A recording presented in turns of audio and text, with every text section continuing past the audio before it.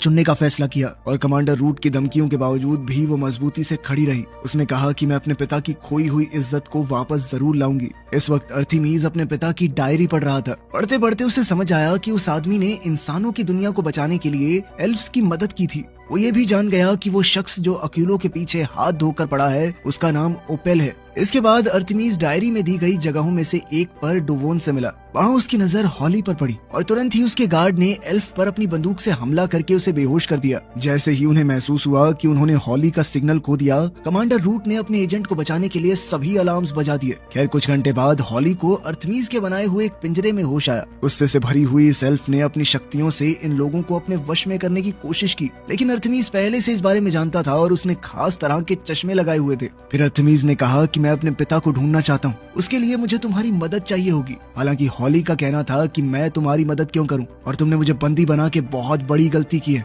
बहुत बड़ा, बहुत जबरदस्त हमला होने वाला है तुम्हारे ऊपर। मुझे छुड़ा के ले जाएंगे मेरे लोग। इस धमकी के बावजूद अर्थमीज बिल्कुल नहीं घबराया। उसने कहा कि मैं यही तो चाहता हूँ कि तुम्हारे लोग यहाँ पर आएं। कुछ ही मिनटों बाद महल के आसपास के इलाके में एक भयंकर तूफान आने लगा। एल्फ्स के आने का अंदाजा लगाकर लड़के ने हॉली के हथियारों को अपने पास रख लिया। वहीं डोमोवॉय ने भी हॉली की कॉस्ट्यूम से एक हथियार निकाल लिया था। ठीक उसी वक्त समय को फिर से रोक दिया गया और एल्फ्स की सेना ने महल पर हमला कर दिया। सबने अपनी अपनी पोजीशन ले ली। कमांडर रूट भी अपना लड़ने वाला सूट पहन कर आई थी। जब टीम हॉली की तलाश कर रही थी तब अर्थमीज ने अपना खास सूट पहनने का फैसला किया। अब अर्थमीज और डोमोवॉय लड़ने के लिए पूरी तरह तैयार थे। उन्हें देखते ही एल्फ्स की फौज उन पर टूट पड़ी, लेकिन उन्हें हराना बिल्कुल भी आसान नहीं था और उल्टा अर्थमीज अपने दोस्त के साथ मिलकर हर एक जादुई जीव को हराने लगा। थोड़ी देर बाद अर्थमीज ने एक फौजी का हेलमेट उठाया और उसने कमांडर से कहा कि अगर हॉली को जिंदा देखना चाहते हो तो अंदर आओ बात करने। कोई और रास्ता न देखकर रूट अर्थमीज से बात करने के लिए महल के अंदर दाखिल हुई। अंदर आकर रूट ने सीधे तौर पर कहा कि हमारी फौज बहुत बड़ी है,